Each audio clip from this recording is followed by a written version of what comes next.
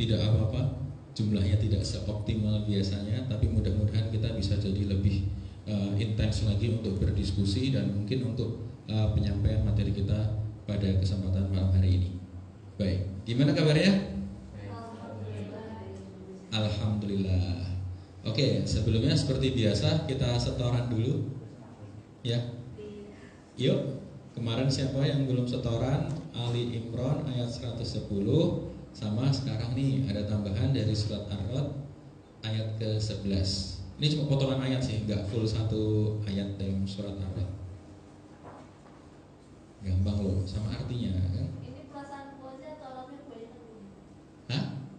Apa ya? Emang gundul. Alamnya emang gundul. Iya, emang gundul. Nah, Gak ada yang ada harapannya nggak?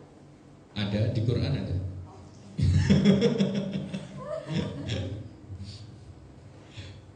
Oke, ada yang bisa baca? Innallaha la yughayyiru ma biqaumin hatta yughayyiru ma bi anfusihim.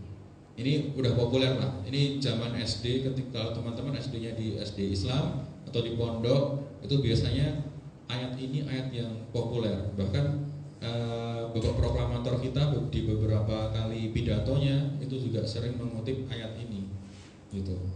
Jadi bahwa sungguhnya Allah tidak merubah nasib atau keadaan suatu kaum sampai mereka merubah keadaan yang ada pada diri mereka sendiri. Nah, cuma di sini ketika kita mentadaburi surat Ar-Ra'd ayat 11 ini, para mufasir bersepakat bahwa sebenarnya keadaan yang dimaksud adalah pola pikirnya, pemikirannya. Kenapa kok pemikiran yang dimaksud dalam keadaan? Karena pemikiran, seperti kita ketahui kemarin kita sudah belajar, pemikiran itu bersumber daripada maklumat asabiqoh atau informasi terdahulu. Setelah informasi masuk kepada akliyah alias pemikiran alias pola pikirnya kita. Ada dalil nakli, ada dalil akli. Sama-sama mampu menuju kepada akidah kita. Terus kemudian setelah masuk ke pemikiran, kemudian timbul keyakinan. Itulah yang dinamakan dengan nafsiyah atau pola sikap. Terus kemudian dari nafsiyah timbul menjadi tindakan dan timbul menjadi habits. Tindakan yang dilakukan berulang-ulang akan menjadi habits atau kebiasaan. Nah, terus kemudian setelah itu timbul yang namanya syaksiyah atau kepribadian. Nah, jadi kepribadian itu bersumber daripada pemikiran. Kepribadian yang gak islami pasti bersumber daripada pemikiran yang gak islami juga, kayak gitu. Terus kenapa kok kemudian ada orang-orang yang sudah alim gitu ya, tapi kok kemudian korupsi, tapi kok kemudian selingkuh, tapi kok kemudian berbuat maksiat? Kenapa kok bisa seperti itu? Karena pemahaman Islamnya hanya mentok sampai akliyah saja, tidak kemudian diamalkan, tidak menjadi keyakinan. Jadi hanya Islamnya hanya sekedar cukup tahu, maka tidak korelasinya antara pemikiran dan perbuatan di Islam dengan sering disebutkan dengan nama munafik. Nah, orang munafik itu kayak gitu, yang dipelajari beda sama yang diyakini, kemudian beda lagi sama yang dilakukan. Nah, itu ciri-ciri orang yang munafik. Nah, di ayat ini, potongan ayat surat Ar-Ra'd ayat 11 ini sangat singkat sekali. Masa belum ada yang hafal? Itu. Oke, ada yang mau coba? Kita tutup. Udah? Yang kemarin Ali Imran ayat 110 yang belum siapa? Oh, belum. Mau coba, Mas? Oke, silakan.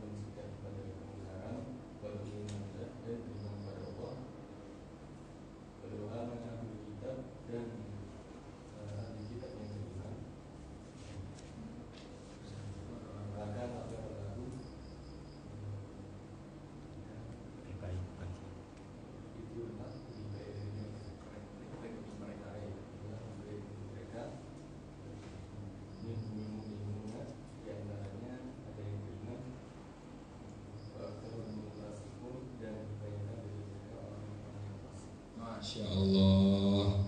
Oke, yang Arad ayat 11 sekalian.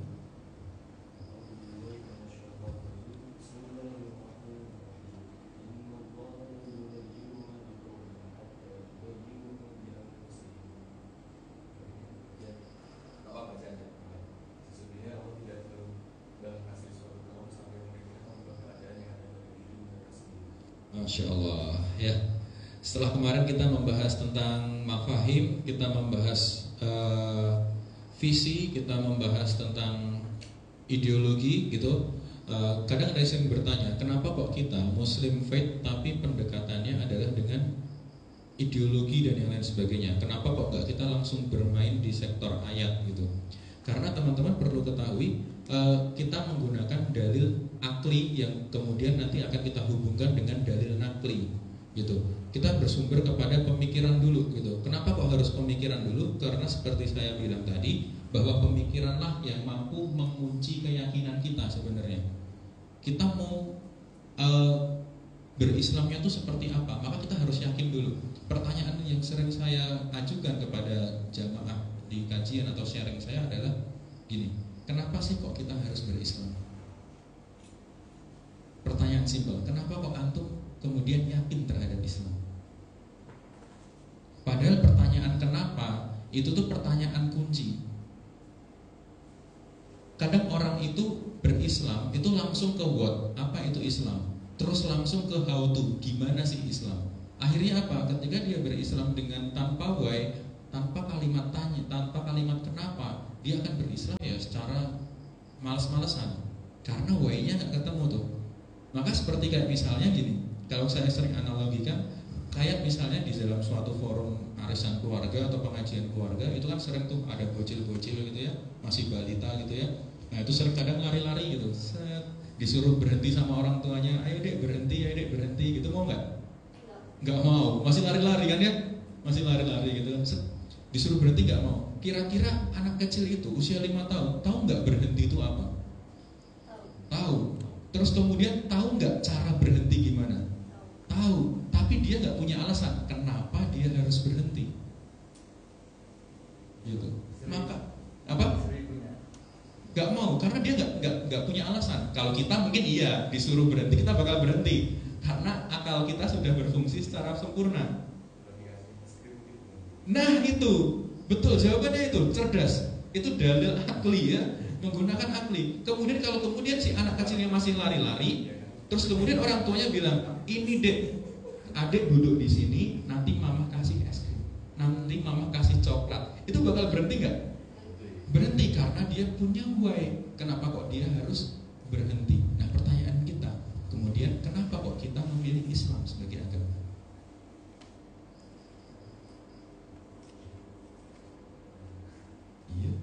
Iya. Karena keturunan. Oh, berarti kalau bukan karena keturunan kita tidak bertemu pada forum malam hari ini. Maka mensikapi Islam hanya sebatas takdir. Akhirnya berislamnya santai-santai, woles-woles, asal-asalan gitu. Nah, maka di sini saya pengen bangun why-nya teman-teman. Selama berapa sampai nanti bulan Desember, kenapa sih kok kita kemudian harus berislam? Dan di ayat ini kita sudah mengetahui bahwa ternyata Allah itu tidak mengubah keadaan suatu kaum kecuali kaum itu merubah keadaan mereka sendiri. Yang dimaksud di sini adalah pemikiran.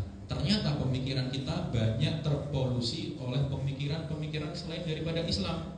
Pemikiran apa aja itu yang kemarin kita sebut dengan nama ideologi. Nah, pemikiran-pemikiran itulah yang kemudian mengotori orang Islam dari pemikiran-pemikiran Islam yang seharusnya. Karena apa? Orang zaman sekarang itu tuh dengan syariat Islam terasa sesuatu yang horor. Paling gampang gini, teman-teman kalau dengar kata jihad apa sih yang dipikirin? Perang. Ya emang kata dasarnya itu ya. Jihad itu maknanya pasti qital. Diartikan dengan sungguh-sungguh nggak masalah gitu ya. Tapi makna asli daripada jihad itu adalah qital. Waalaikumsalam warahmatullahi wabarakatuh. Jadi makna asli daripada jihad adalah qital alias berperang gitu.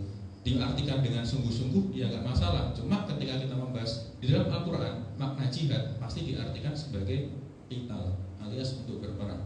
Kalau teman-teman sekarang dengar kata jihad, apa yang ada di pikiran? Teroris. Kan media kan. Oh, kan media. Wis mantap. Korban framing ya. Apalagi kalau dengar kata jihad? Timur Tengah, ya.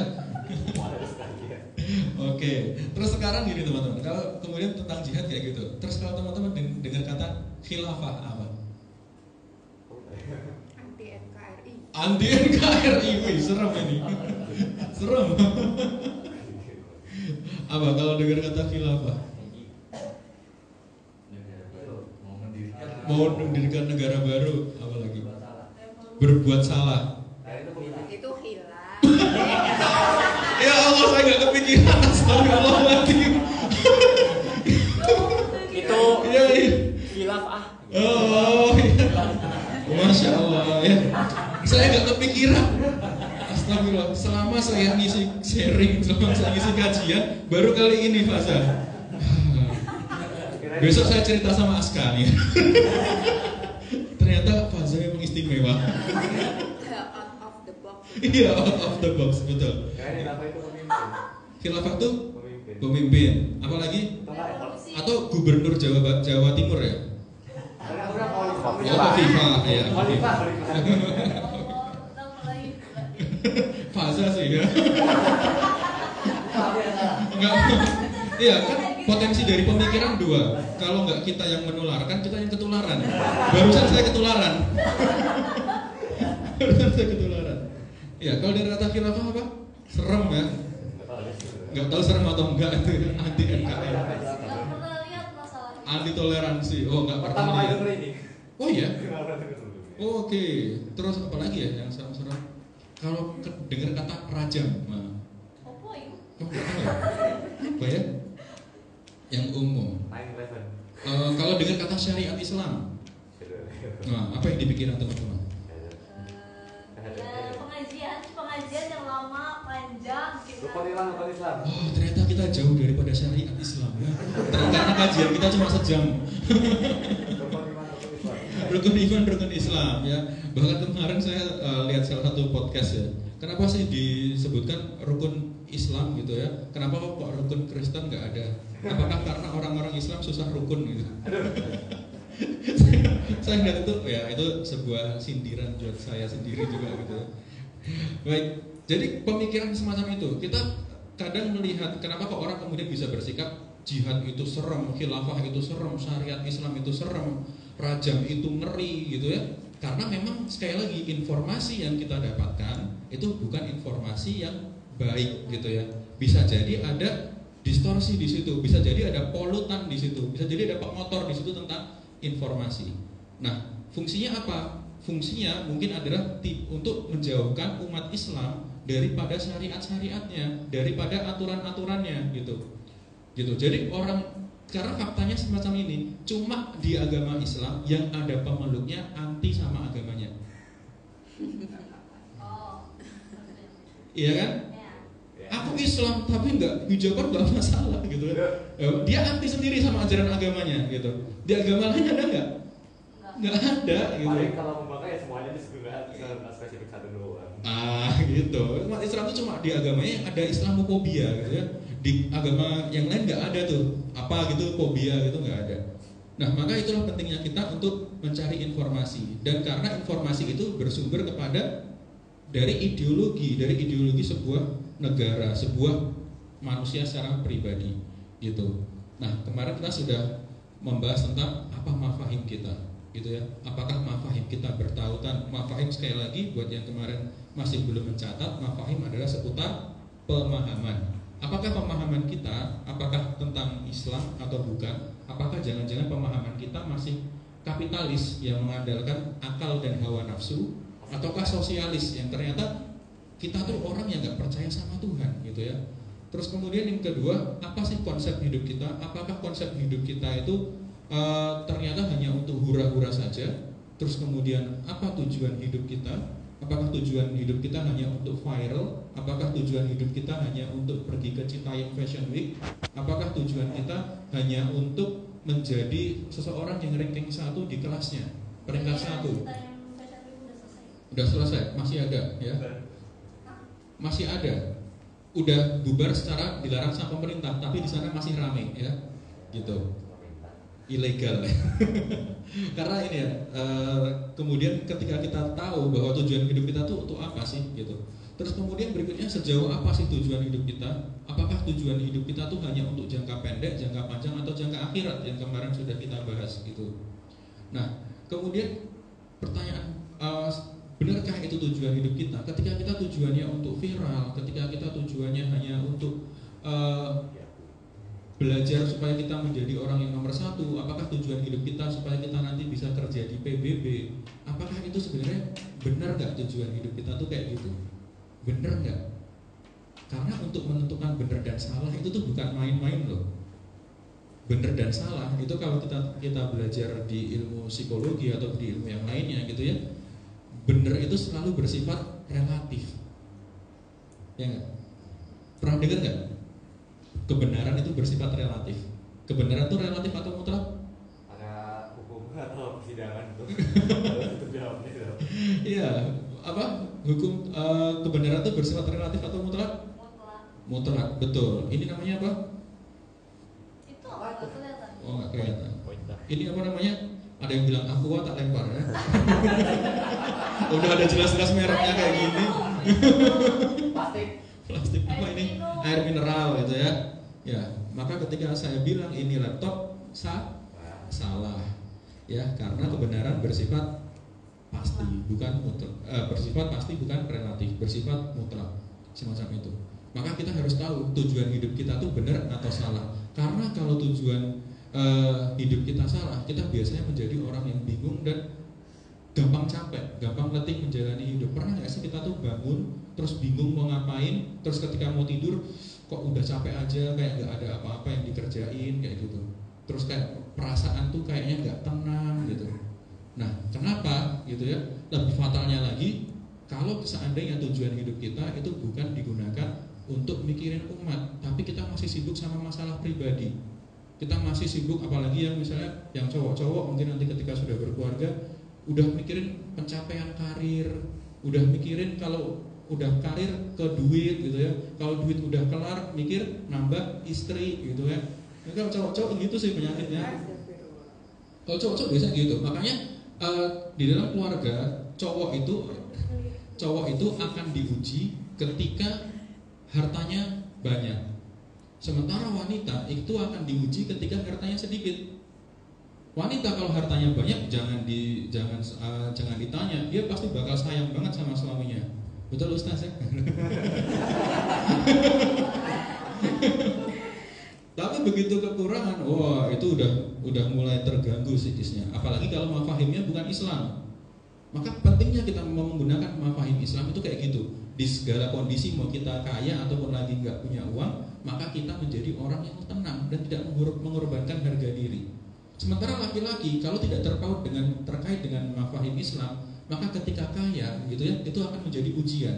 Laki-laki ketika miskin, dia akan menjadi pasangan yang setia buat istrinya. Gitu. Betul Ustaz? Tapi ketika kaya, ya karir udah tercapai, kekayaan dia punya, kendaraan apapun setiap bulan dia bisa ganti. Kemudian yang dipikirkan apa? Gimana caranya nambah istri lagi? Gitu. Karena apa? Karena itulah ketika laki-laki tidak terikat dengan mafahim Islam, yang dipikirkan hanya seputar nafsu dan mengabaikan wahyu. Maka kemudian ketika hanya diri kita sendiri yang dipikirkan tanpa kita memikirkan orang lain, apa kata Rasulullah? Barang siapa dari umatku yang ketika bangun tidak memikirkan nasib umat, maka dia bukan umatku. Serem loh. Bangun tidur yang dipikirin apa? PR ya? Lupa. Kenapa kok bikin PR? Karena kan manajemennya nggak bagus. Ikut kelasnya Ustadz Putra productivity tapi banyak skipnya. Akhirnya apa? Bangun tidur baru ingat ada PR. Jangan nyalahin PR-nya, nyalahin diri kita sendiri. Wa ja'alna naumakum, artinya apa? Dijadikan malam sebagai istirahat, bukan sih? Naumakum istirahat ya, naumakum subata. Jadikan istirahat itu loh. Naumakum tidur sebagai bukan malam sebagai istirahat, tapi naum itu apa? Tidur sebagai istirahat. Naumakum subata wa ja'alna laila, dan apa artinya? Malam sebagai selimut, sebagai pakaian gitu. Kenapa kok malam sebagai pakaian? Disinilah keindahan bahasa Arab. Karena ketika kita bangun, kita seperti akan merasakan fresh kembali, seperti menggunakan pakaian yang baru, penuh dengan semangat. Terus kemudian ayat selanjutnya apa?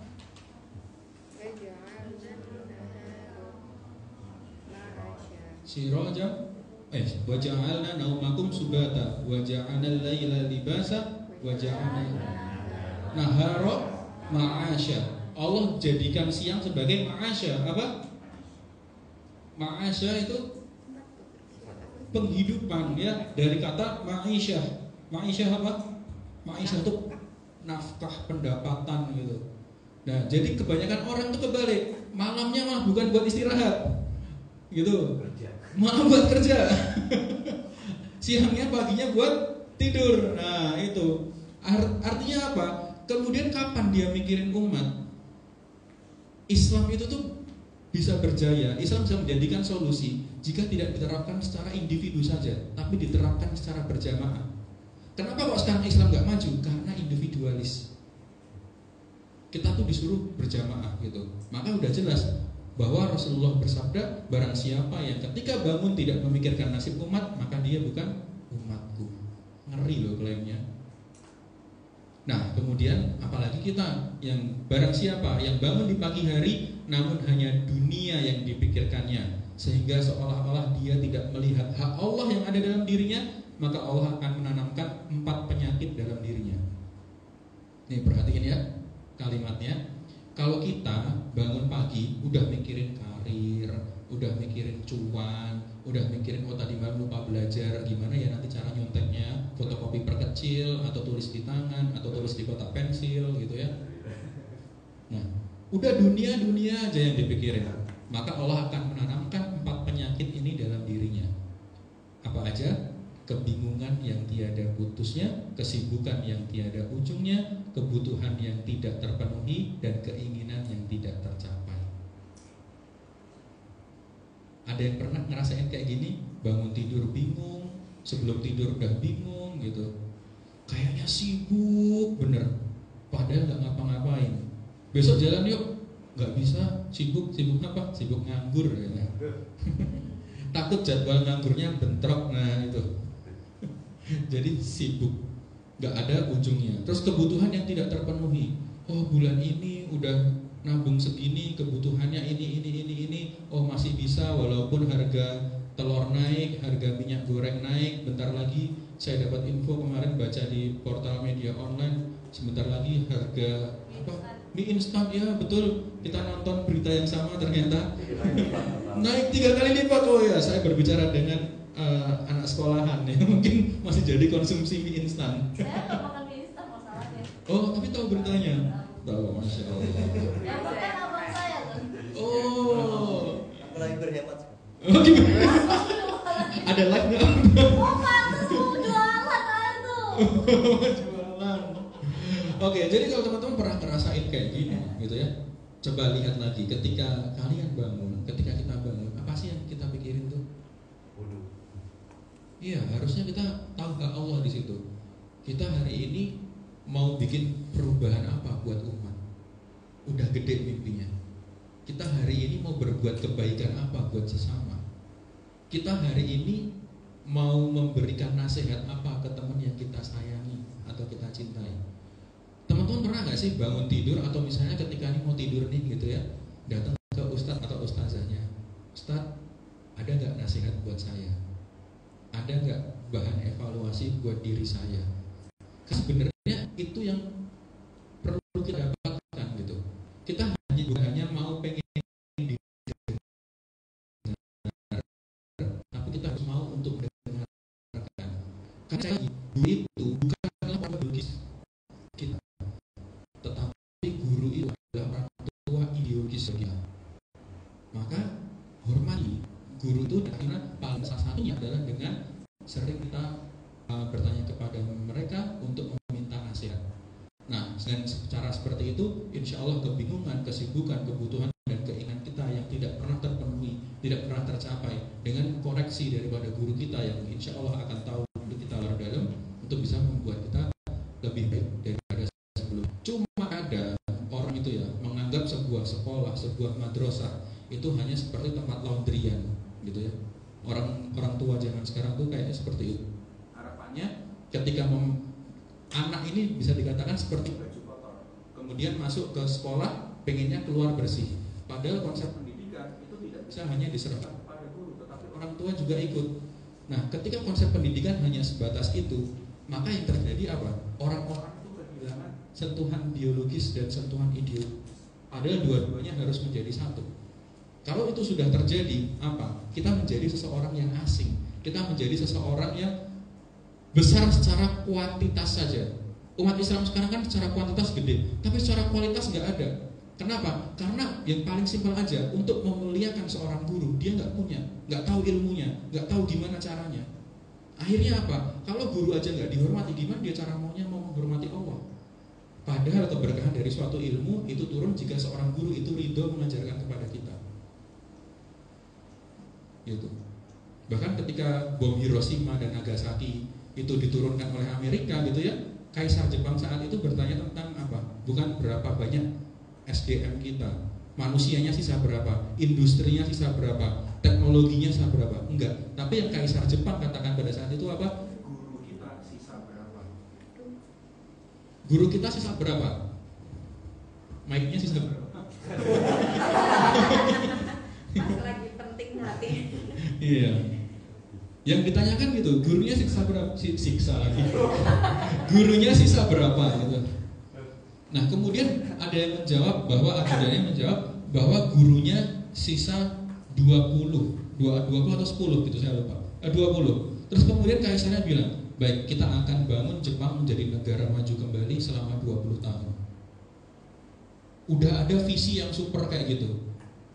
Dari pemerintahnya, dari negaranya, dari kepala negaranya. Sekarang saya tanya ke teman-teman, Indonesia maju tahun berapa?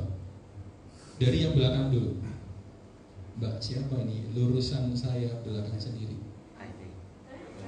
Ya, Indonesia menjadi negara maju di tahun keberapa? Tahun berapa? Bukan tahun keberapa? Di tahun berapa? Belum ada tahu. Setahu saya belum ada. Nggak tahu. Oke, Mas siapa namanya Mas? Mas Fatah. Mas Fatah, Indonesia akan menjadi negara maju di tahun berapa?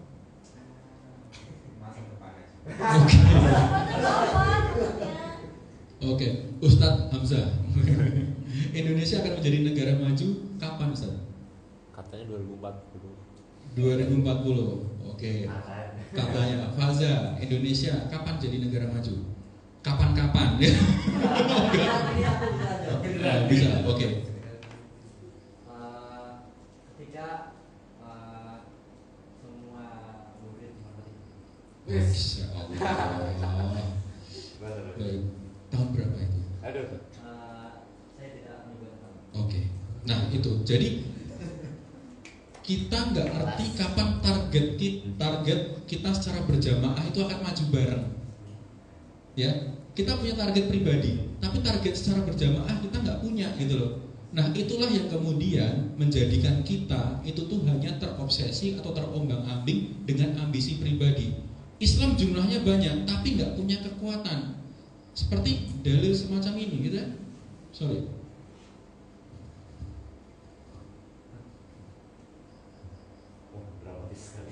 Ya, hampir saja bangsa-bangsa mengepung kalian sebagaimana orang lapar berebut makanan. Berkata sahabat, apakah karena jumlah kita sedikit? Rasul bersabda, bahkan kalian pada saat itu jumlahnya sangat banyak. Sekarang kita banyak ya belok gang dikit ketemu orang Islam gitu ya. Tetapi kalian seperti buih di lautan. Allah akan mencabut dari hati musuh kalian rasa takut. Di sanalah Allah akan memasukkan ke dalam hati kalian alwahan. Apa itu alwahan? Hubbud dunya wa karahiyatul maut. Apa? Cinta dunia dan takut mati. Gitu. Siapa di sini yang takut mati? Takut mati karena belum siap, karena sadar mungkin pahalanya masih sedikit. Bukan takut mati karena nggak mampu bayar utang ya. Karena ada. Oh itu nggak takut mati, malah pengen mati ya kalau gitu. Itulah hubbu dunya wa karahiyatul maut. Jadi kemudian itulah yang menjadi problem umat Islam zaman sekarang, yaitu pemikirannya jauh daripada Islam. Karena apa? Karena informasi yang dia dapatkan sudah bukan informasi dari Islam. Dan tentang dalil tentang Islam dianggap sesuatu yang asing. Baik, maka kita akan masuk ke pembahasan berikutnya. Kemarin kita sudah membahas tentang informasi ya. Informasi ada isu, malam, pelajaran, media, kejadian, cerita. Kejadian itu N-nya di bawah itu ya. Iya, nggak kelihatan. Nah, itu pengalaman. N-nya nyasar, mohon maaf ya atas ketidaknyamanannya. Nah, itulah kemudian yang disebut sebagai apa? Informasi. Nah, informasi itu akan masuk ke pemikiran kita. Dari pemikiran itu akan timbul keyakinan. Ya, inilah yang dinamakan dengan akliyah atau pola pikir. Dari akliyah muncul sebuah tindakan, dan dari tindakan itu jika berlangsung secara berulang-ulang akan menjadi sebuah kebiasaan. Dari kebiasaan inilah yang disebut dengan nafsiyah atau keyakinan kita, pola sikap kita itu. Terus kemudian dari situlah muncul yang namanya saksiyah atau kepribadian. Jadi runtutannya semacam ini. Kemarin Marcel Radiva, pesulap merah, itu kan ngomongin tentang pelet ya. Kenapa kok kemudian orang itu ketika dapat pelet terus menjadi seseorang yang percaya diri? Karena apa? Karena dia sudah mendapatkan informasi tentang pelet bahkan bisa membuat ini padahal informasinya salah. Timbul sebuah keyakinan. Dari keyakinan kemudian muncul sebuah tindakan. Dari tindakan muncul sebuah pola sikapnya itu seperti apa. Nah, dan ini juga kemarin ini disampaikan Marcel di Tonight Show. Kalau teman-teman nonton di YouTube-nya semacam ini. Jadi teman-teman udah tahu duluan. Gitu ya. Gak tahu. Di mana? Nggak tahu. Enggak, maksudnya materi ini teman-teman udah tahu duluan gitu. Jadi kalau teman-teman mau bongkar kedok dukun, nah itu bisa pakai materi ini ya. Gitu. Nah, pertanyaan berikutnya teman-teman. Iya. Live-nya aman ya. Langsung dibongkar ya. Live-nya aman ya gitu. Oke, kita akan membahas tentang apa sih ideologi bangsa kita. Oke, Pancasila. Apa? Ada yang bisa jawab? Kemarin ideologi ada 3 tuh. Pancasila. Islam, kapitalis, sosialis. Nah, apa kira-kira? Demokrasi bukan. Gabungan antara Gabungan. sosiologi Islam sama Sosiologi Islam. Betul. Ideologi Islam sama sosiologi Sama sosialis. Jadi Jadi ada yang percaya Tuhan, ada yang tidak percaya Tuhan, berarti gitu. ya Oke. Soalnya kadang-kadang ada yang kapitalis dikit. Ada yang kapitalis sedikit. Kayak kemarin siapa sih yang? Oh. makanya ya bro. Iya. Oh, bahasa ya. Nah, apa ideologi kita? Pancasila. Oh? Jokowi semua. Masya Allah. Mas live bro. Ada fotonya nggak? Takutnya langsung turun nggak ada fotonya. Kasih sepeda nanti kita. Oke. Apa ideologi bangsa kita? Belum tahu ya. Oke. Sekarang apa guru sih? Ya bukan saya yang menjawab ya. Kapitalis, sosialis, Campuran. Islam, campuran. Oke. Saya anggap teman-teman mau tak ajak jalan-jalan dulu mau nggak? Aduh. Kita jalan-jalan dulu. Mana? Pura-puranya teman-teman tuh turis ya dari luar negeri. Oke, sepakat? Ya. Sepakat. Dari mana mas? Laut. Dari mana? Ikan. Dari mana? Dari Krusty Krab. Oh begini Batam. Dari laut dia bilang. Dari mana? Sebut negara. Jogja. Enggak, kan kita teman-teman jadi turis nih. Dari foreigner. Gak usah Kanada sekalian. Kanada. Oh Kanada. Oke. Oh Kanada. Dari mana mas? Zimbabwe. Zimbabwe. Mirip sih. Dari mana? Mas Malaysia. Oh, betul. Malaysia. Malaysia ke Rusia. Malaysia. Ustazah yang belakangnya Ustaz Hamzah. Dari mana Ustaz? Wih, Turki. Turki. Woi, dari Turki. Ini ya Mustafa Kemal ya. Atau Al-Fatih. Soalnya kalau saya tanya Turki, seorang tuh pasti punya 2 kecenderungan. Kalau dia nggak pro Mustafa Kemal, dia pro Al-Fatih gitu. Yang sebelahnya Ustazah itu siapa namanya Pak? Hilwa. Siapa? Hilwa. Dari mana? Konoha. Ngeri. Oke teman-teman, perkenalkan nama saya Robi. Saya akan menjadi guide perjalanannya teman-teman. Selamat datang di Indonesia, tepuk tangan. Oke. Selamat datang di Indonesia. Orang menyebut ini negeri surga teman-teman. Ya, tongkat dan batu jadi salah, tawuran ya. Enggak teman-teman. Jadi di sini negeri yang sangat subur. Tongkat dan batu aja jadi tanaman. Ya, gemah ripah loh Jinawi, toto titri tentrem kertora harjo, ketiban kelopo ora opo-opo gitu. Selamat datang di Indonesia gitu ya. Negeri yang sangat kaya. Mustahil di negeri ini orang menjadi miskin. Karena apa? Islam penduduk mayoritasnya. Jangan ketawa, itu bukti bahwa teman-teman itu nggak percaya. Lihatlah kayak gini. Surga di dunia ada di negeri kita, ada di Indonesia. Minyak bumi, gas batu bara, nikel dan tambang lainnya melimpah ruah. Natuna adalah pemilik cadangan gas terbesar di dunia. Konoha nggak punya. Jadi jangan iri teman-teman. Buat teman-teman yang dari Zimbabwe, dari Turki, Malaysia, terus Kanada, jangan iri. Di tempat kalian kayak gini nggak ada. Ini cuma ada di negeri kami, Indonesia. Mustahil. Cadangannya kayak gini, miskin nggak mungkin. Lihat, garis pantai terpanjang di dunia 81.000 km atau 14% dari pesisir dunia.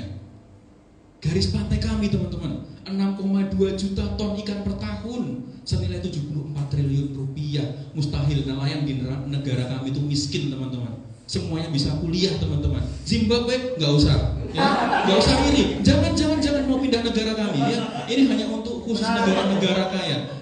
Ya, kami nggak butuh penawaran dari Anda karena kami bisa independen, sudah kaya gitu ya. Negara kami kaya, nelayan nggak krisis solar nggak ada di negara kami, gitu ya. Nelayan kok nggak bisa muliahin anaknya, nelayan kok nggak bisa nyekolahin anaknya di budi mulia, nggak mungkin di negara kami. Kalau berbagi kapalnya? Iya, kapal Titanic itu kalau di negara kami ya, dari Kanada kan tadi, kalau di negara kami kapal Titanic itu, tahu kan Titanic itu digunakan buat nangkep ikan. Saking kayanya 74 triliun ya, 74 triliun per tahun, kaya loh. Berikutnya, lihat nih, hutan tropis. Tebang pilih. Iya, di Indonesia tebang pilih 5% aja per tahun itu dapat 2.000 triliun. Kalau nggak pilih? Apa? Kalau nggak pilih? Tahun depan nyalon lagi. Kalau nggak kepilih ya. Itulah hutan tropis di kami. Jadi petani karet, petani yang berada di hutan itu mustahil miskin teman-teman. Di negara kami Islam mayoritas, gitu ya. Bahwa hukum Islam itu mensejahterakan, rahmatan lil alamin, buat semuanya. Lihat nih hutannya kita, hutannya kami ya kok kita enak aja ya. Dari 1950 nih luasnya segini, nih dipilih terus 85, 2000, 2005, 2010. 2020 habis ya. Miskin lagi kita kayak Zimbabwe ya dia. Aduh. Nah, terus kami juga punya ini teman-teman. Saya pernah ke sini teman-teman ya.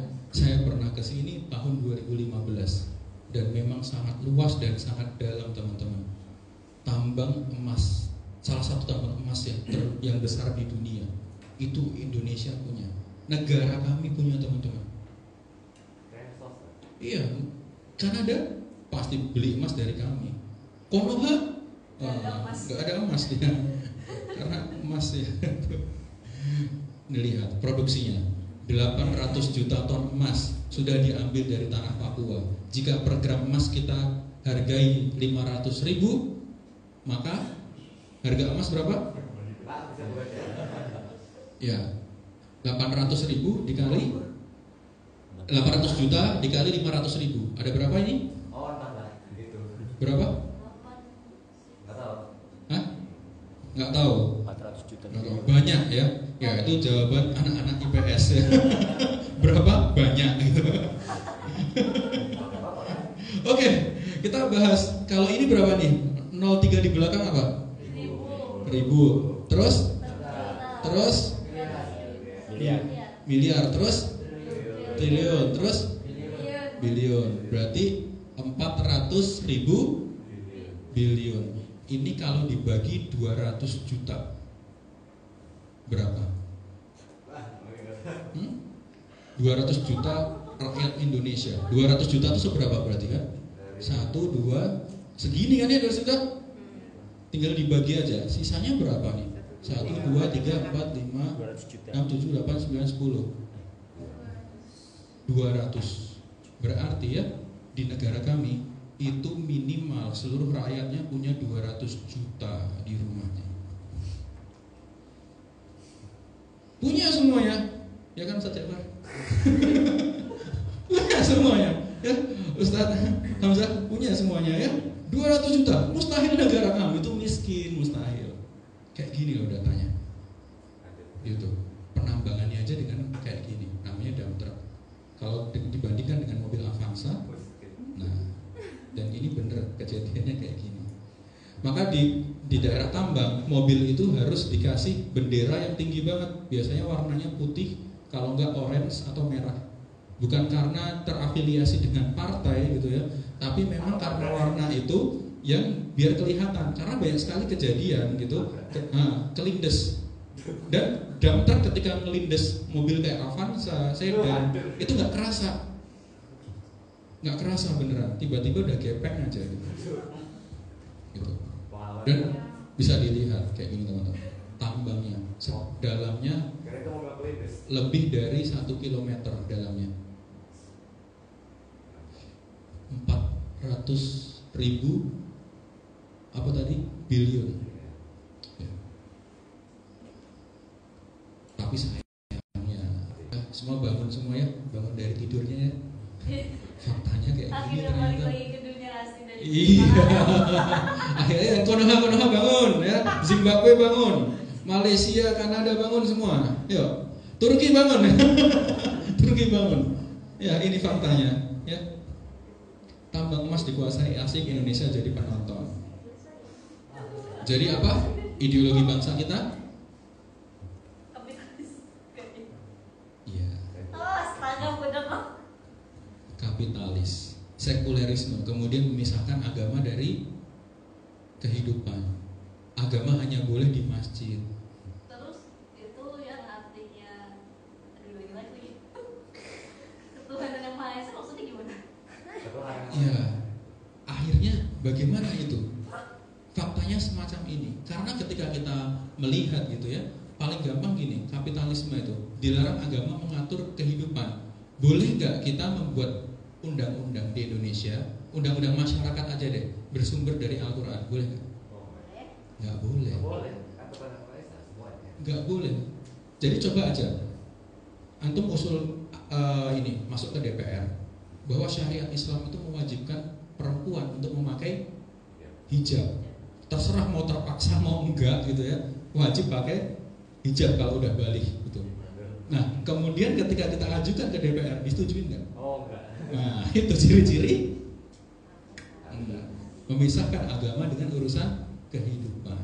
Mau pakai jilbab ya silahkan, enggak juga enggak apa-apa. Gitu. Mau sholat silahkan, mau enggak juga enggak apa-apa. Sama KTP itu. Iya, mau berislam KTP, mau berislam SKCK, mau berislam kartu keluarga, terserah. Gitu. Maka turunannya seperti itu, liberalisme, pluralisme, demokrasi dan hak asasi manusia. Itu turunan dari kapitalis. Silakan. Berarti saya orang Indonesia asli. Iya, nggak apa-apa. Iya, nggak apa-apa. Saya nggak maksa. La ikraha fiddin ya. Iya, nggak memaksa gitu ya. Gitu, nggak apa-apa. Karena kita menjadi orang Indonesia tuh takdir atau pilihan? Takdir ya. Takdir atau pilihan. Iya, ya. Terus kemudian menjadi pilihan karena kemudian kita menetap di sini ya, gitu. Nah, kapitalisme, sekulerisme, pemisahan agama dengan urusan-urusan dunia. Seperti paling gampang gini, saya pernah ke mall gitu ya, ada orang wanita perempuan nggak pakai hijab, kemudian sholat dia menggunakan kerudung. Terus ketika ditanya gitu ya, Mbak kenapa kok sholatnya pakai kerudung? Kenapa kok nggak dilepas aja kerudungnya? Toh sehari-harinya juga nggak kerudungan. Apa kata mbaknya? Gila aja, mau ketemu Allah kok nggak pakai kerudung? Mau ketemu orang? Gitu ya, jawabannya gitu.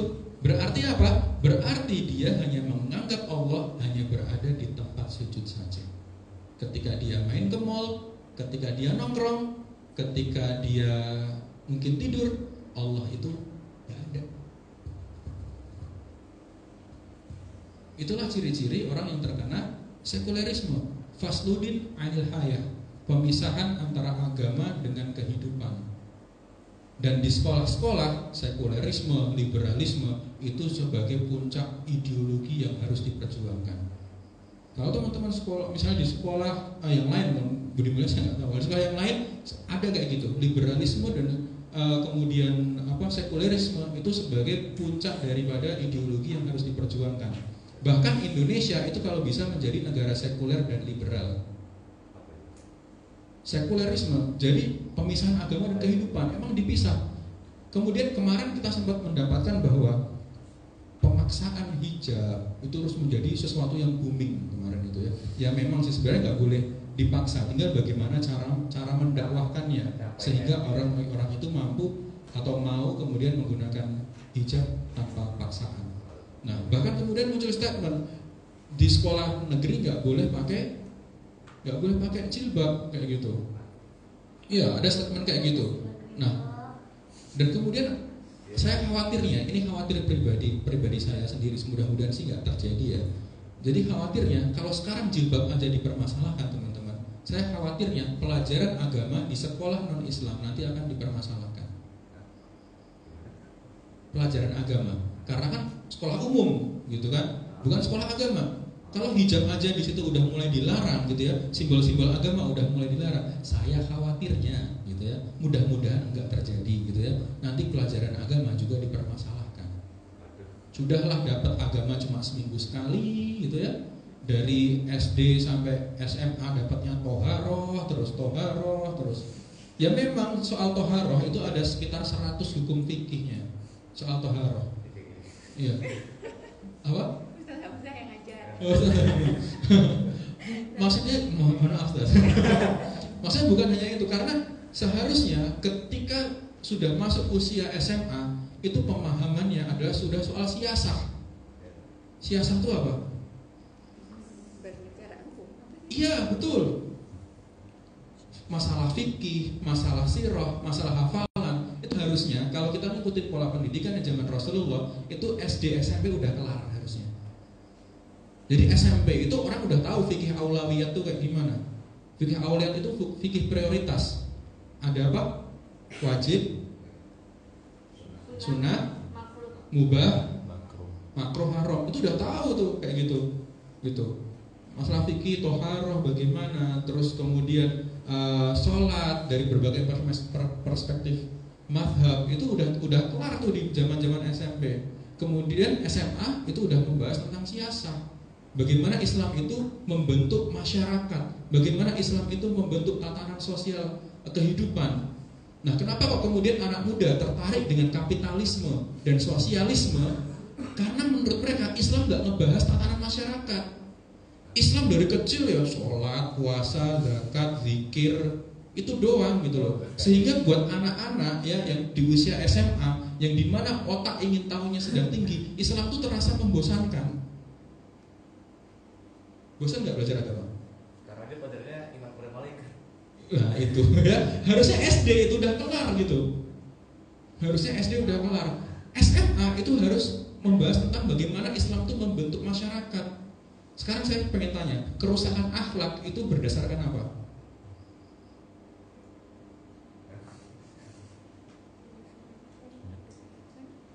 Oke, paling gampang gini, cara membentuk akhlak masyarakat itu paling efektif dengan apa? Dengan mengajarkan kajian, dengan mengadakan mencontohkan, enggak paling efektif. Jadi ketika itu diperbuat semua masyarakat langsung menjadi akhlaknya baik. Betul, aturan. Oh iya. Pemangku kebijakan bikin kita wajib pakai masker. Kalau nggak pakai masker dulu sempat kena denda 500.000. Ada yang pernah kena? Alhamdulillah. Alhamdulillah belum ya. Nah, seandainya kebijakannya diubah, diganti, karena mungkin sekarang udah nggak ada pandemi katakanlah, yang nggak sholat di masjid buat laki-laki yang sudah balik didenda 500.000. Kira-kira pada sholat semua nggak? Sholat. Berarti untuk mengubah akhlak secara efektif dengan aturan. Percuma saya ngisi seminggu sekali, Ustadz Ja'far ngasih motivasi, Ustadz Hamzah ngasih motivasi, tapi aturannya membebaskan orang berlaku zina. Asal suka sama suka, gitu kan? Masalahnya standar perbuatan di kita itu bukan lagi soal halal haram, tapi legal nggak legal. Sekarang saya pengen tanya, apa bedanya balik dengan 17 plus? Kalau 17 plus ya sudah dewasa karena umurnya sudah 17 tahun. Oke. Kalau ambil balik ya karena akalnya sudah berjalan. Oke, saya kasih yang lebih komplit lagi ya. Ya. Di balik sudah ada taklif hukum atau beban hukum, beban syariat. Ketika antum nggak taat maka dosa. Ketika antum taat maka pahala. Sementara 17 plus gitu ya. Berarti mundur sedikit kebalik. Kebalik berarti gini teman-teman. Kalau bukan kebalik ya, kebalik. Kebalik berarti kalau misalnya antum sudah balik, antum nonton film porno boleh nggak? Kalau sudah balik, nonton film porno boleh nggak? Minum khamr boleh nggak? Kalau antum sudah 17 plus, minum khamr boleh nggak? Boleh. Nonton film porno boleh nggak? Boleh. Nah, inilah yang dinamakan sekulerisme. Oh. Bedanya balik dengan 17 plus. Aturannya beda. Maka untuk membentuk akhlak yang paling optimal adalah dengan aturan. Karena zamannya dari wali songo sampai wali murid zaman sekarang gitu ya, itu berdakwah dengan perbaikan akhlak secara seperti ini, itu akan lama gitu. Bukannya langkahnya wali songo nggak efektif, sangat efektif di zaman itu gitu ya. Kalau di zaman sekarang yang sementara kita sudah menjadi mayoritas, maka berdakwah lebih optimal adalah dengan aturan, dan seharusnya anak-anak SMA zaman sekarang sudah berpikir semacam ini. Berpikir tentang kemasyarakatan, bagaimana membentuk masyarakat. Kenapa Muhammad Al-Fatih 18 tahun sudah menjadi sultan di angkat yang kedua kalinya, dan di umur 21 tahun sudah menaklukkan Konstantinopel? Ya karena di usia seperti teman-teman mikirnya sudah tentang peradaban. Bukan lagi sibuk musik halal atau haram gitu. Udah kelar itu. Udah kelar pembahasannya. Udah gak sibuk lagi celana yang bener tuh isbal atau enggak gitu. Udah gak sibuk lagi. Udah gak sibuk lagi mereka sholat subuh kunut atau enggak kunut gitu. Yang bener mana? Yang salah tuh yang gak sholat subuh itu ya. Udah clear gitu. Apa yang sibukin kunut gak kunut gitu. Yang bener tangan dulu apa lutut dulu waktu mau sujud? Kepala dulu tuh. Delosor sampean. Kita tuh sibuk dengan hal yang semacam itu. Padahal itu dari zamannya ulama-ulama dahulu udah kelar. Inilah yang namanya kemudian rakyat terjebak sama yang sekulerisme. Dunia jadi ilah. Ilah itu apa? Sesembahan. Dunia jadi sesembahan. Kalau ditanya Tuhannya siapa? Allah. Tapi dia menyembah kepada siapa? Kepada pekerjaan. Dia menyembah kepada karir. Dia menyembah kepada hawa nafsu. Gitu. Aduh. Hilang. Kenapa nih? Wah, ada tukang bakso lewat nih. Ada tukang bakso lewat nih. Tetap tak cek dulu. Ini pertanda Apa? Sudah. Belum. Masih ada 11 menit. Aduh, Enggak apa. nggak nanya maksudnya. Lagi on fire gitu. Oke. Sekulerisme belum ya? Belum. Tulisannya masih tajam. Yuk. Yang lagi gitu pasti bingung nih.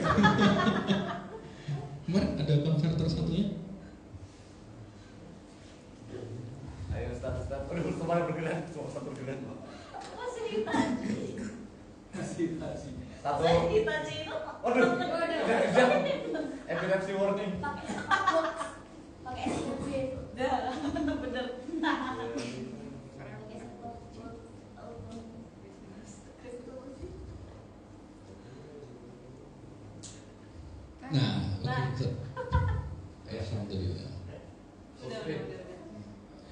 Oke, nah inilah sekulerisme. Kadang orang bilang hidup cuma sekali, sayang jika enggak buat senang-senang, gitu. Kita hidup cuma sekali, gitu ya. Sering dengar padahal di surat Al-Mulk yang sering saya bilang mutawal hayat, gitu. Setelah kita mati itu akan ada kehidupan yang setelah itu kita nggak mati-mati lagi. Kalau kita bakal disiksa, menderita, nangis, itu bakal selama-lamanya. Kalau kita bahagia, kita happy, itu juga kita bakal selama-lamanya. Sementara orang sekarang itu terlalu mendewakan pekerjaan, menuhankan, menyembah kepada pekerjaan, hingga kemudian aturan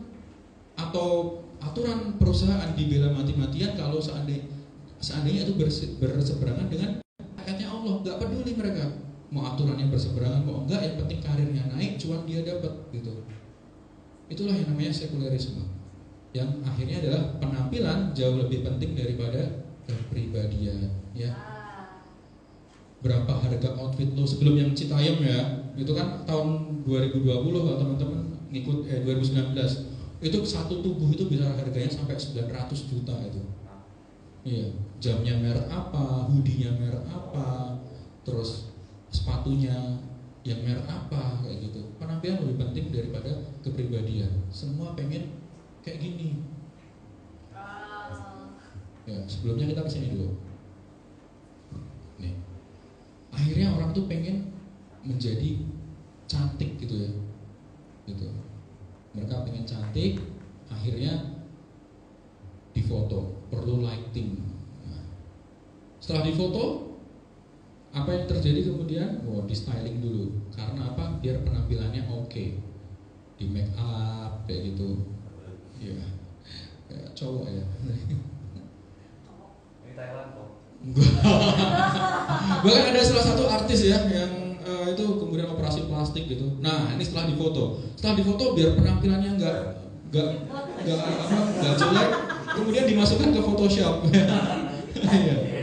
Diedit gitu, terus kemudian dipajang hingga akhirnya cantik itu apa? Putih. Cantik itu adalah lehernya jenjang. Cantik itu apa? Ya seperti kita lihat kayak gitu, karena pada akhirnya orang peduli sama penampilan. Akhirnya definisi cantik ya semacam itu.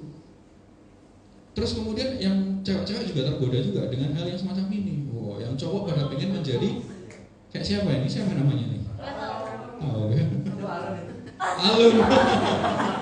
Ya, oke, enggak apa-apa. Ini Alun, ini Faza. Enggak apa, biar adil gitu loh. Enggak apa-apa. Biar enggak berantem gitu loh. Tapi kayaknya enggak cocok ya. Enggak cocok. Ganti. Udah jangan berantem, jangan provokasi ya. Kayaknya enggak cocok. Penampilan tuh harus oke. Oke. Ya jangan. Ya, udah cocok belum? Udah. Bajunya kurang ya. Cuma masalah baju aja ya. Tetap penampilan. Memang Faza ini sekulerisme banget ya.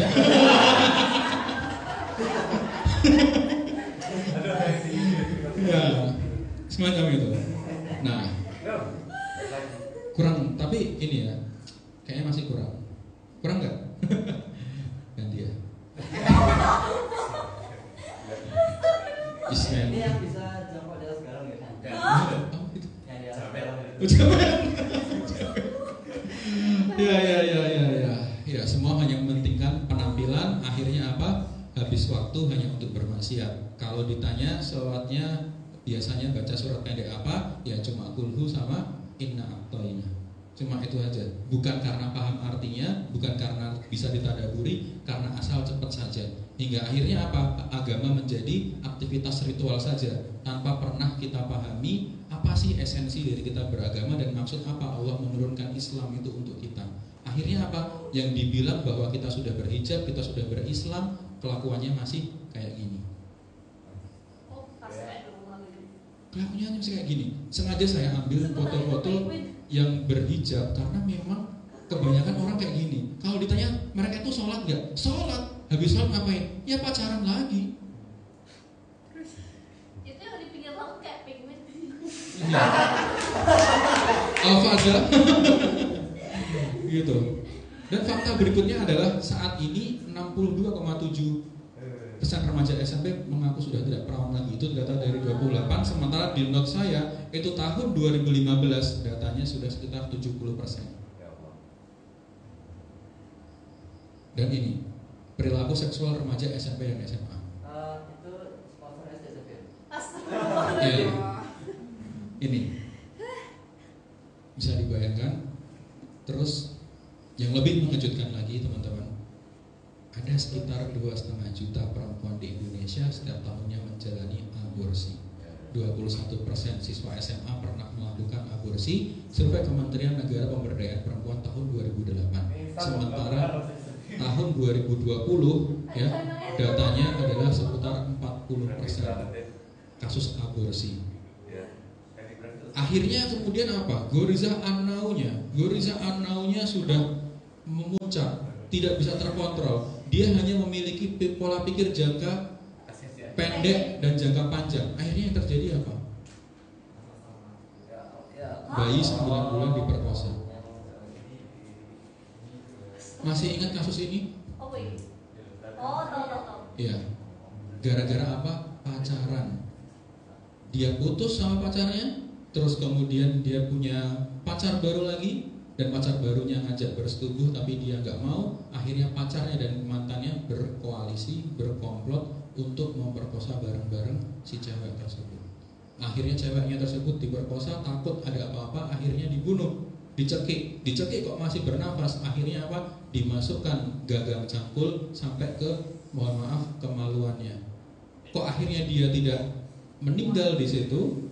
Akhirnya gagang cangkulnya ditendang hingga masuk 3/4 bagian sampai menembus kepada paru-paru dan jantungnya. Gara-gara apa? Hanya menuhankan akal dan hawa nafsu, teman-teman. Kemudian Allah berfirman di dalam surat Al-Furqan ayat 43 sampai 44, terangkanlah kepadaku tentang orang yang menjadikan hawa nafsu sebagai Tuhannya. Atau apakah kamu mengira mereka kebanyakan dari mereka itu mendengar dan memahami? Mereka tidak lain hanyalah seperti binatang ternak, bahkan mereka lebih sesat lagi jalannya. Berhukum hanya kepada akal dan hawa nafsu, beragama secara prasmanan. Agama hanya ditempatkan di tempat sujud saja. Agama hanya dilakukan atau diritualkan ketika kita sedih saja. Ketika kita senang kita lupa sama Allah. Seolah Allah hanya disuruh menerima laporan pertanggungjawaban kita saja ketika kita sedih. Ketika kita ingin merencanakan sesuatu, kita tidak melibatkan Allah. Ketika kita ingin mencari jodoh, kita tidak pernah melibatkan Allah. Ketika kita sedang berada pada puncak karir tersendiri, kita tidak pernah melibatkan Allah. Maka kita seperti hewan ternak, bahkan lebih sesat lagi. Itu kata Allah. Nah, kemudian tekanan hidup dan mafahim yang sempit menjadi kekerasan sebagai solusi praktis. Ini datanya. Menewaskan 94 orang. Padahal kalau ditanya apa sih agamanya? Agamanya Islam. Kemudian saling ejek 2 kelurahan bentrok. Ejek doang. Bukan cuma kelurahan, Mas. Ejek supporter aja mereka rela bunuh-bunuhan. Bola. Indonesia. Itu yang waktu di. Nah, betul. Nah, terus gimana sekarang wajah generasi mudanya? Bukankah kita yang sekarang adalah hasil dari kita yang kemarin, dan kita di masa mendatang adalah hasil daripada kita yang sekarang? Maka bagaimana wajah kita yang di masa mendatang kalau sekarang generasi mudanya seperti semacam ini? Dan bagaimanakah wajah pendidikan kita? Kelulusan seperti semacam ini. Nih. Setelah 12 tahun sekolah, kemudian apa yang akan didapatkan? Bukannya harusnya setelah lulus skripsi mau masuk kemana? Ya? Iya, hasil yang mereka berikan setelah 12 tahun bersekolah itu apa? Apakah bersekolah itu ditandai dengan coret-coretan? Maka saya sependapat sama Rocky Gerung gitu ya. Terlepas dia berbeda akidah dengan kita gitu ya, bahwa sekolah kita mendapatkan ijazah itu bukan berarti kita pernah berpikir, tetapi itu hanya tanda sebagai kita pernah belajar saja. Karena faktanya kita nggak tahu apa-apa. Karena faktanya kita kemudian menjadi orang yang asing dengan agama kita. Karena faktanya kita lebih dekat dengan yang haram dan asing dengan yang halal. yang masih muda kayak gini, SD ya. Aku pernah lihat media asli tempatku. Ya Allah. Nih, hendak sholat duha, guru tersiram air oleh murid, murid dicubit, guru dibully. Iya, di penjara. Dulu Muhammad Al-Fatih itu ngeyel, dulu Muhammad Al-Fatih itu bandel. Apa yang dilakukan oleh Syekh Ahmad Al-Qurani? Memukul beliau dengan kayu hingga kayunya patah. Kemudian Muhammad Al-Fatih menjadi ridho, menjadi yang kita kenal sebagai seseorang yang menaklukkan Konstantinopel. Pukulan guru itu barokah, tapi sekarang pukulan guru berujung ke KPAI, ke penjara. Guru tuh kalau mukul barokah, gak ada guru kok mukul itu rasa benci, rasa hina, rasa gak senang sama muridnya sampai dendam kesumat, gak ada. Pengingatnya pun barokah, pukulannya pun barokah. Itu yang dilakukan atau didapat oleh Muhammad Al-Fatih gitu loh. Kalau udah kayak gini, maka siapa lagi yang akan menghormati guru? Ini baru setingkat SD, SMP, SMA. Kalau kuliah, ospeknya udah kayak gini lagi. Mungkinkah kesuksesan diraih dengan jalan yang nista dan hina? Belum lagi soal pornografi gitu ya. Indonesia tuh banyak banget masalah pornografinya. 12% situs dunia itu semua konten pornografi. Setiap detik 28.000 orang membuka situs porno, 50%-nya adalah pelajar. Bahkan ketika saya, oke, datanya ya, saya tampilkan. Dari mana? Ini. Iya, child programming and trafficking of children for sexual purpose and expect. Di situ datanya. Dan 45% kasus pidana di Indonesia adalah kejahatan seksual. Ketika saya tanya, saya ngisi di SMA, SMP, ketika saya tanya ke mereka, mereka membuka situs pornografi ketika mereka usia SD. Itu mereka sudah membuka situs pornografi for the first time. Kemiskinan 50% penduduk Indonesia miskin. Apa? Itu? Iya. Karena tahun sekarang yang diturunin adalah pendapatan per kapitanya. Jadi jumlahnya ikut turun, ya. Karena kemarin saya mendapatkan info dari BPS, Biro Pusat Statistik, pendapatan per orang yang dikatakan miskin di Indonesia itu kalau penghasilan per bulannya kurang dari 600.000 rupiah, itu baru dikatakan miskin. Jadi kalau kita hidup dengan 700.000 rupiah per bulan, kita menjadi orang yang kaya, bos.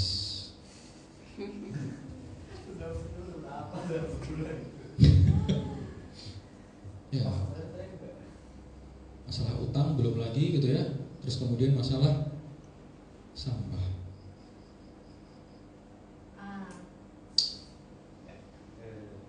Udah 4 kali lapangan bola sampah kita. Dan dari semua kisah yang saya tampilkan ini, yang paling menyedihkan yang mana? Yang sekolah sama Sekolah. pemerkosaan. Soalnya saya pernah ngalamin itu tuh. Wah, ngalamin? Betul lah. Itu aku pernah lihat. Itu teman-temanku waktu SD. Oh, pernah lihat. Sudah ngalamin kayak. Aku ditepok pantatnya sama laki-laki. Astagfirullahaladzim. Next. Nanti dulu biar gak. Ya. Mana yang paling menyedihkan? Oke, itu tadi. Terus mana lagi?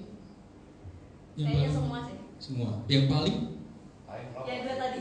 Dua. Rokok. Yang paling menyedihkan yang mana, Mas? Yang 12 tahun terus coret-coret kelulusan kan kelulusan. Oke. Yang mana Fasa? Yang paling sedih? Itu yang aborsi. Yang mana? Aborsi ya. Mana yang paling menyedihkan? Semua intinya. Bukan. Ternyata yang paling menyedihkan adalah ya. Oh. Ya. Bukannya nangis ya. Ini yang paling menyedihkan. Katanya kita tuh umat terbaik. Katanya kita itu rahmatan lil alamin. Tapi kenapa kok kita seakan abai dengan hal-hal yang semacam itu? Apakah karena memang kita belum tuntas sama diri kita sendiri? Apakah di usia kita yang sekarang ini, itu yang seharusnya kita mampu bermimpi untuk bagaimana cara membangun peradaban, itu belum pernah sekalipun mampir di pemikiran kita? Apakah pemikiran kita masih sibuk tentang bagaimana besok mau ujian, bagaimana bikin teman-teman itu care sama kita, bagaimana biar kita dianggap sebagai orang yang mumpuni daripada yang lainnya? Apakah kita memikirnya masih seputar hal-hal yang semacam itu saja? Sehingga kita lupa hak Allah dalam diri kita itu apa? Bahwa kita diciptakan sebagai khairu ummah. Untuk apa? Untuk beribadah. Az-Zariyat 56. Apa itu ibadah? Ta'muruna bil ma'ruf wa tanhauna 'anil munkar wa tu'minuna billah. Itu kita disuruh untuk berdakwah. Ibadah ada hablum minallah, hablum min nafsi, hablum minan nas. Kita hanya fokus kepada keduanya, hablum minallah dan hablum min nafsi, dan kita lupa kepada hablum minan nas. Kita lupa bagaimana membangkitkan umat. Sehingga apa? Banyak kemaksiatan itu yang sebenarnya bisa kita lihat, bisa kita indra, tapi kita abai. Maka jangan salah, jika kemaksiatan yang kita lihat tadi itu mampir di keluarga kita. Karena jaraknya semakin dekat. Yang tadinya mungkin hidup hedon, hidup bermewah-mewah, itu hanya di ibu kota, tapi sekarang sudah mampir di tetangga kita. Banyak yang kemudian akhirnya memaksakan penampilannya harus keren, biar terlihat modern. Akhirnya apa? Free sex, narkoba. Mereka coba dengan alasan pengen tampil seperti artis ibu kota. Maka Allah berfirman di dalam surat Al-A'raf, "Walau anna ahlal qura amanu wa taqaw la fatahna 'alaihim barakatim minas sama'i wal ardh." Jika sekiranya penduduk negeri mau beriman dan bertakwa, pastilah kami melimpahkan kepada mereka keberkahan dari langit dan bumi. Tetapi mereka mendustakan ayat-ayat kami, maka kami siksa mereka disebabkan perbuatannya. Berkah itu bukan soal banyak atau sedikitnya, tapi bisa dirasakan manfaatnya. Indonesia itu kaya, tapi hilang keberkahannya. Kenapa? Karena negaranya tidak mau amanu wattaqau, tidak mau beriman dan bertakwa. Beriman itu apa? Lihat surat Al-Mu'minun ayat 1 sampai 11. Bertakwa itu apa? Lihat Al-Baqarah ayat 2 sampai 4. Itu ada ciri-cirinya tuh. Orang beriman itu seperti apa? Orang bertakwa itu seperti apa? Sehingga kemaksiatan tadi tidak mampir di negeri kita, bahkan sampai menimpa keluarga kita. Jadi ketika kita menyadari itu semua, pertanyaan berikutnya, mulai dari mana kita harus merubahnya? Bagaimana caranya biar kita bisa memahami semuanya? Bagaimana langkah selanjutnya supaya hal-hal semacam itu tadi tidak mampir di keluarga kita, untuk ibu kita, untuk ayah kita, untuk adik kita, untuk saudara kita, terlebih untuk anak keturunan kita nanti. Bagaimana caranya? Jangan kemana-mana, sampai ketemu di pertemuan minggu depan. Assalamualaikum warahmatullahi wabarakatuh. Waalaikumsalam.